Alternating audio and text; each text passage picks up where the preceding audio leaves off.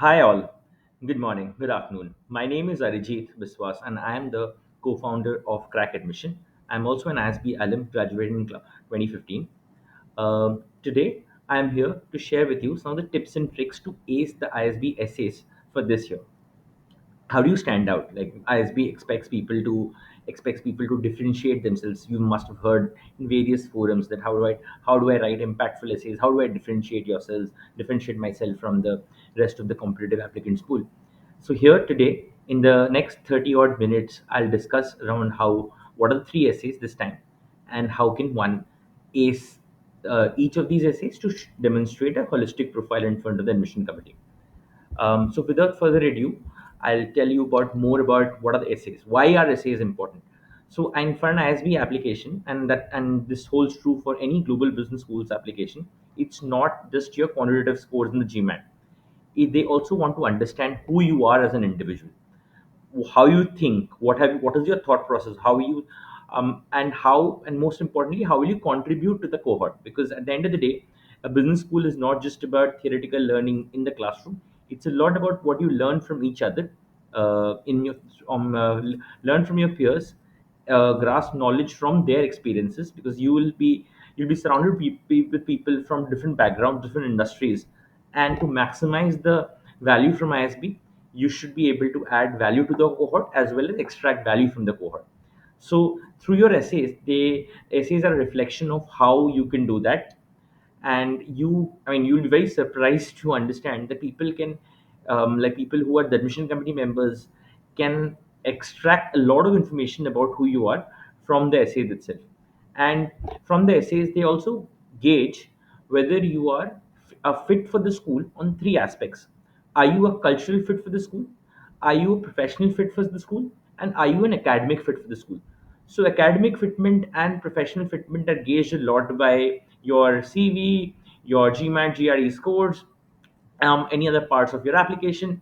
But whether you are a cultural fit to the school, that is determined a lot via the your essays, right? So hence essays are a very critical component of your application, and something which has is a, st- is a component which has stood the test of time. Other components have changed over time, but essays are something which have been there, which were there when I was applying, which was there when my brother, who's 10 years older to me, he was applying, and which I'm sure will be there even 10 years from now, right?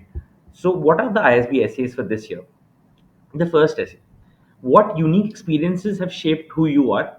What have these experiences taught you about leadership and the kind of leader you aspire to be? So this is a classical leadership essay topic. This similar sort of essay topic was there about 3 to 4 years back, but for the last couple of years they had not explicitly shared a leadership prompt. But now this year they have given a prompt which is ditto leadership, to determine whether you are leadership fit to the school, leadership you do have leadership potential or not. This through this essay, your idea would be to demonstrate how you have taken up leadership initiatives, at work, outside work. Not, it does not necessarily have to be at work. It can be outside, in an outside work setting as well. It can be something, an initiative taken in school. It can be initiative you've taken in college. It can be an initiative which you are doing on the weekends outside work, right? So it can be initiative which you have been doing pro bono or as a side gig. Yeah, so these can be anything. It does not. The first thing is, a lot of people I've worked with, they are get confused. They say that, hey, I am a solo contributor in my team. I work in an organization where I am a solo contributor. While I work with different kinds of departments, different people from different departments, I per se do not manage a team. That's completely okay. Leadership does not necessarily mean that you have to manage a team of multiple people, right? In fact, the leadership which you demonstrate when you are not directly given a team, or like not an assumed leadership, are the best leadership traits. For example, if you have done something, if you have taken an initiative at work, you realize that you are somebody who was working in a role where you had to frequently go to client sites, and you realize there are certain best practices one which one should follow with certain kind of clients. like, and these kind of best practices can be dependent on what the location of these clients, the industry from these clients. And at the end of the day, when you come back after every visit, you kind of create a note, a digital note, and you share it in the forum, capturing what are the best practices, do's to do's from a certain category and a geography of client. And this is something which you used to do individually. Great. Now, if you have encouraged people in your team to start doing this whenever they come back from a client side, so now there is a repository of all the information, right? And so any new person who has been on board the team recently and now has to go to a client side and do work directly with the client, he has that ready repository of information, the guide from his peers, like who joined, like let's say 6 months before, peers who joined 6 years before, because now there is a ready central repository.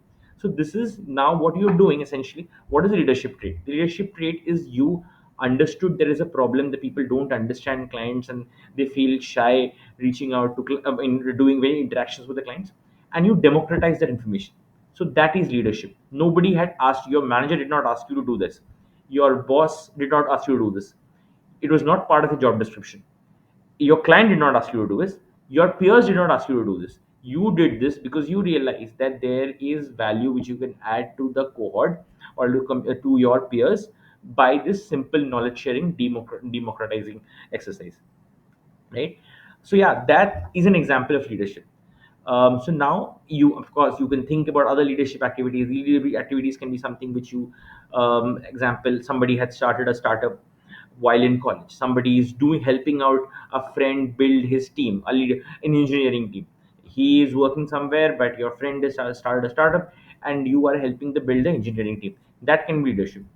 If you're working and you have a legacy family business, and on the weekends you did some stuff with respect to digitalization, with respect to marketing of that business, typically a brick and mortar sort of a business, that's leadership, right? So my point is, leadership does not necessarily mean that you have to lead a team of people. It can be an initiative taken. It can be a way where you challenge somebody or challenge a status quo, right? It's very important. So now in this essay you should focus on, I would say, two leadership instances, ideally one from the professional setting, one from a more of an extracurricular personal setting. In both these leadership instances, you should give very specific information, and this is true for not only this essay topic, for the rest of the other essays as well. You should not give generic information. We get tendency, like a lot of people have asked me that, hey, can you share with me the sample, like the essays of previous applicants who successfully got into ISB or got into a business school. I tell them that I definitely can. I can share them in an anonymized manner. But then, if you try to emulate somebody else's uh, as essays, thinking that's a blueprint for success, that is definitely not. You should be authentic. You should be specific. You should be extremely. It might be the impact might be small. That's okay. But then the your contribution has to be meaningful, specific, and demonstrate one leadership quality or the other. So you should explicitly call out what is the leadership quality. It can be an initiative, it can be challenging the status quo. Yeah, it can be doing something in a setup where you are ideally not expected to do, right? So you should identify the setup, you should identify the example, and then create your narrative around it. And I would say, make two topics, or like two instances, give two instances of leadership, right? So this is a 400 words essay topic. I mean, it's not mentioned here, but it's 400 word essay topic, and ideally you should use those 400 words. The first out of these 400 words, use about 150 or 160 of them to demonstrate one leadership example, another 150 160 to demonstrate another leadership example, and the last 80 to 100 words to share what kind of leader you aspire to be, right? Like, some people say that I want to be a leader who will who will make a consensus. Some people say that I want to be a leader who will lead from the front and tell the team how things to be done, right? So what kind of leader do you want to be? Who do you want, like as a leader, you do you want your team to know you as somebody who's absolutely cutthroat but to the point and gives precise information to succeed? Do you want to be remembered as somebody as a leader who's an extremely team person, who is who allows the team to grow, is very sensible and empathetic towards a team, right? So do you want to be remembered, do you want to become a leader who always comes up with new initiatives or new ideas? Do you want to be a leader who is operationally razor focused, who follows the book and a process oriented person? Yeah, so all of these are different leadership qualities, and not one is better than the other. So each of them, as long as you determine substantiate them with the right examples, you are sorted. Yeah. Moving on. The next essay topic. This is again a 400 word essay topic. It talks about what intellectual experiences have influenced your approach to learning and have led you to pursue an MBA. Please describe using anecdotes from your own experiences. Again, a very an essay where you need to be very specific with the examples, right? Specific with the examples you mentioned, and it carefully says what intellectual experiences have influenced your approach to learning and led you to pursue an MBA. So here, this is an example. This is a classic why MBA sort of a question. Like why MBA question, I'm sure you've read in multiple forums about why MBA. It's an important part of the application. So it's a classic why MBA question worded differently. So this is essentially why MBA, and rather, and actually why MBA and why now, right? So you have to give examples from your life that may personal, again, mix of personal and professional, which have encouraged you and have made you realize that you MBA is the right next skill set you want to build. And and you also define some example instances where you realize that if you had an MBA, or if you had gone through business education, you would have done better. How do you do it? For example, you had you were a software developer, you work with the product manager of the business team, they asked you to come up with a product feature list. You made a product feature list which was absolutely razor sharp, foolproof. It had all the elements covered, different personas. You made it very scalable, different personas, had all the validations, edge cases, all of it.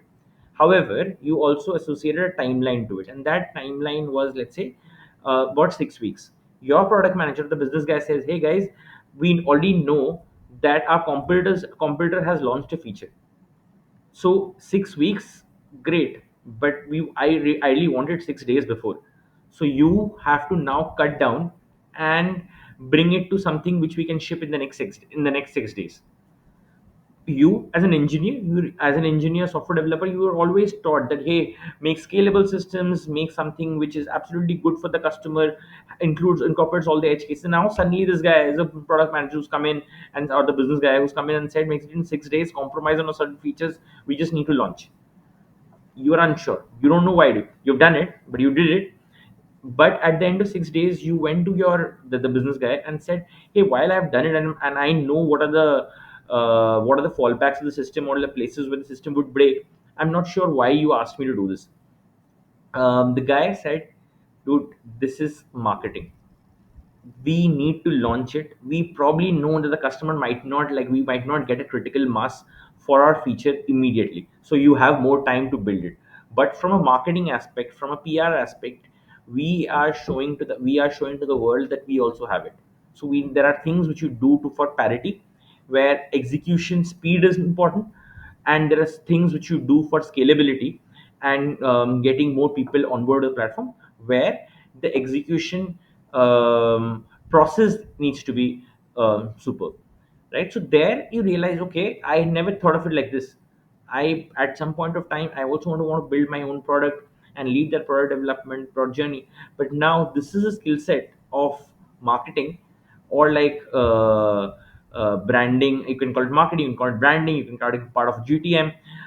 I was not aware of. So what does this guy know which I don't?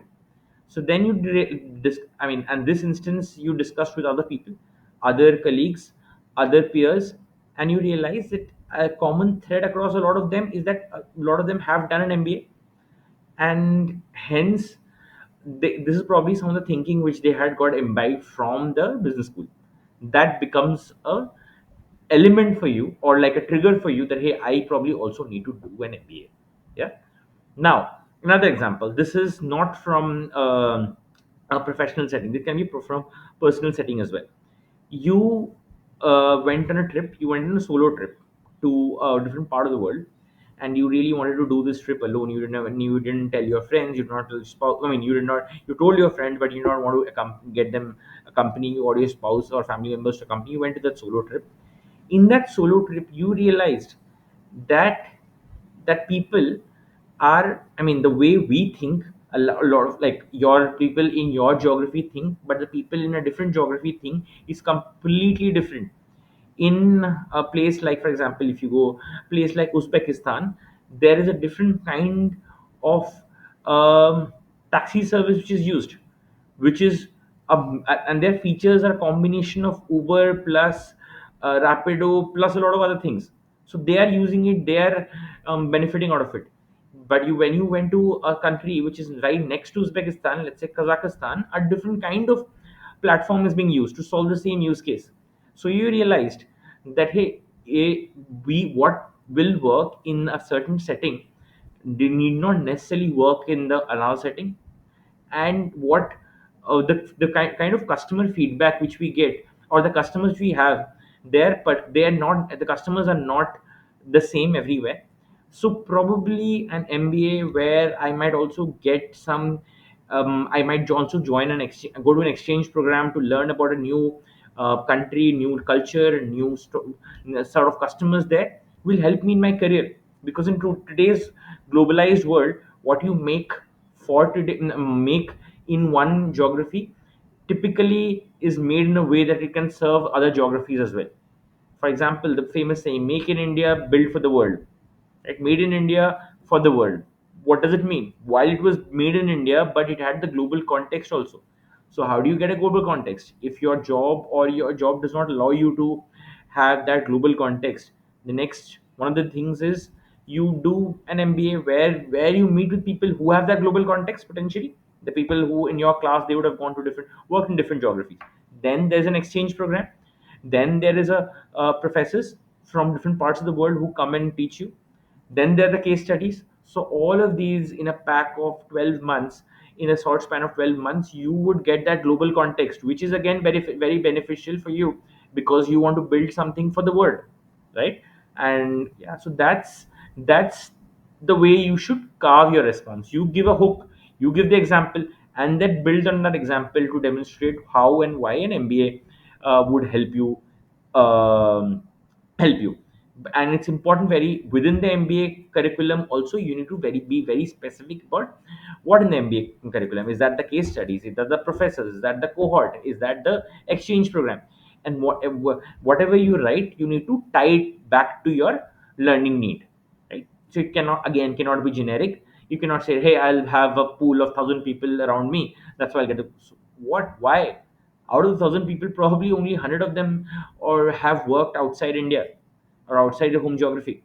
So you need to say that a fraction of that cohort who have worked there, for example, consultants have a job where, or sales people from sales, they have a job where they have to meet a lot of people from different parts of the world. So those are the people you want to interact with. Those are the people you want to get the maximum from at ISB. That is the peer-to-peer learning you will extract from the cohort, not 1,000 people. You are only interested in those 10, 20, 50, 100 people, right? So that's how you kind of contextualize the learning. Okay. Moving on, the last question: what do you bring to ISB? So you remember at the start I mentioned to you of the peer-to-peer learning. And so peer-to-peer learning, what would you add to the cohort? Everyone knows that you have come here to get a lot from the cohort, but what would you add to the cohort? What are your different perspectives, based on which experiences, based on which you will be adding to the cohort, right? Again, here you need to be very specific. You need to give an example. How do you do it? Structure it in your mind. Like first, the mind map. I'm sure all of you guys understand what mind map is. Mind map, you figure out what is that personality trait. Where have I demonstrated that personality trait in the past? how has it benefited the people around me, and how can I extrapolate this to for ISB. Note, this is a 250 words question, this is not a 400 words question, right? So again, you might want to stick with one example, or include a second one also, but just make sure that it's not that you have covered 80% of your essay with one example, and the remaining 20% with another, with and the remaining 20%, the remaining 20% with the other. That is not very, the split should be ideal. The split should be well balanced, right? uh, uh, this is the way, this essay, in this essay you should be giving examples of or like instances more closer to your personal life. It should ideally tell you, demonstrate what perspectives you have. The perspectives part is very important. For example, you are not from a tech background, right? You're not from tech background. But you're not from tech background. You work in a marketing company, again, not a lot to do with software, but then out of curiosity you did a lot of courses on AI over the weekend. Now you now are taking sessions for your peers in your workplace, to demonstrate to them that how can they use AI. You don't know an iota of programming. You are not from a software engineering background. You just took up some courses over the weekend, and now you're coming back to your workplace and telling people that, hey, we're creating the creative, let's do it this way. We need to optimize the ad, let's do it this way, because I have learned it from a course. So we can do it necessarily, not that we will do it, but we can do it. So you are bringing a fresh perspective to a setup which ideally, it would have been very difficult to that perspective to come in. So that is an intellectual, or it's a unique perspective and experience which you would want to which would help you add value to the cohort, right? Other examples, and some of the other examples you can talk about is, like, for example, you have played sports, and within sports especially, you've been playing table tennis since a kid. You were in a school, and you were part of the school team, one of the best ping pong players in your school. Then you got a chance to go and represent your school at a zonal level. You When you went there, you lost all matches straight. You, you this event, this is not a failure event. You People might think it's a failure. This event has made you more humble in life. You realized that you can be a great in a small setup, but in a bigger setup you might not be great. So it is extremely important for everyone to stay humble, right? Stay humble, know your areas of improvement, figure out how people are better than you in a different setup. And this has helped you in your professional life as well, as you moved, probably like when you moved from company A, which was a smaller setup, to company B, which was a larger setup, after a promote and got a promotion and stuff. Then you realize that you might have been great in the previous role, but in this role you need to probably be start from scratch, at least in your mind, and have the same urge to contribute and do better, right? So this is an example of where your experience, which is probably a completely different unrelated field, sports, but something which made you extremely humble, right? And this is something you want to you share this experience with your cohort. Do kind of incorporate that same sense during case studies, the new peer group learning activities, right? And that's your way to add value to the cohort. It does not necessarily have to big bang. You does not necessarily does not do not have to say that, hey, I was part of an investment team and I helped startups raise 100 crores, and now if anyone wants to bring start a startup at ISB, I can tell you, I'm the money man. I can tell you everything about how to fundraise. Yes, if you have done it, great. But if you have not done it, don't feel overwhelmed that you do not have an experience like that. There are so small examples in your life. As long as these are tangible, meaningful, logical, the admission committee would appreciate them. Moving on. So at the end of the day, I would tell you, like, a quick recap of the three essays. The leadership one, it is primarily determine how you act. Learning, Then second essay about learning, how you think, and the last study about contribution. It is about how you engage. So all the three things, right, need to be part of, like, need to resonate everything about you, right? It cannot be determining about someone else. The three essays, like when somebody reads those three essays, they should read it like it seems that it is part of one coherent story and not like individual silos. So just be consistent about that fact. In one example, if you show that you are a and you are kind of a leader who is risk taking, you push your team, you are open to take risks. And the second, in one of the essays, in the second essay about learning, you say that I have been process oriented, I follow the books and the rules and undo everything in a very structured manner. So these two cannot be the traits of the same person. In ideally, yeah, of course, somebody can be both, but the odds of somebody who's a risk taker completely on the go, and somebody who is being, and the same person being somebody who's very structured, process oriented, SOP driven, the chances are low, right? So be cognizant about the fact that what you write in one essay has an impact on the other essay as well, in terms of who you are as an individual. Moving on. So you a lot of people, some of you would have potentially applied last year as well, and or had considered applying considered applying last year. So you were aware of the essays. And I mean, some of you had asked me, like, when I do these profile evaluation sessions and they sign up for my consultation, they ask me that, hey, we have a draft from last year ready, can we make some minor changes, like 10-20% changes on them, and submit it? This should be hardly a couple of days work, right?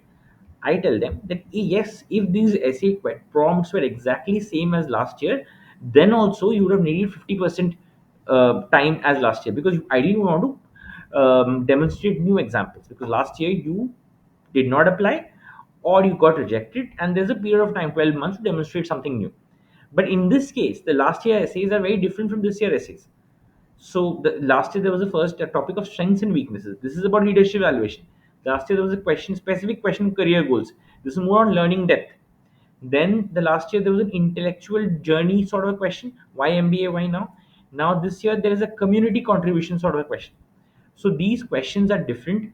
So while some of the stories which you used from last year, or you would have thought about from using from last year, you can still use those same stories or events, but then how you demonstrate or portray those stories and events have to be more contextual to this year, right? And hence, I would strongly recommend that whatever you've done last year, while you have it at the back of your mind, do a fresh reflection this year. Try to do it from a fresh perspective and come out with a different storyline or different narrative, if not completely, to a large extent. Because they see, the admission committee also have last year's information with them. I mean, do you want to board them out with the same information? Do they feel that, hey, there's nothing new about this guy? Look at his essays, or that's exactly same as last year, same stories. So we don't think that he believes that anything has changed in his profile. So why should we believe? Yes, there is a, apart from these three questions, there is a dedicated reapplication essay where, for people who got dinged last year, so they can use that space to talk about the changes which have happened in their profile from last year. But yeah, for the one for but even for the other essays, I would strongly recommend, do not use everything verbatim from last year. Try to bring a fresh perspective, fresh stories, and to communicate that you are a changed individual, you are a better individual on multiple aspects. Yeah.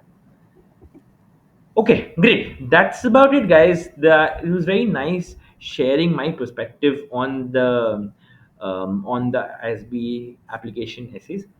As I mentioned to you before, I run a Crack Admission. At Crack Admission, we've helped more than 300 plus applicants get into ISB and other global business schools over the last 8 years.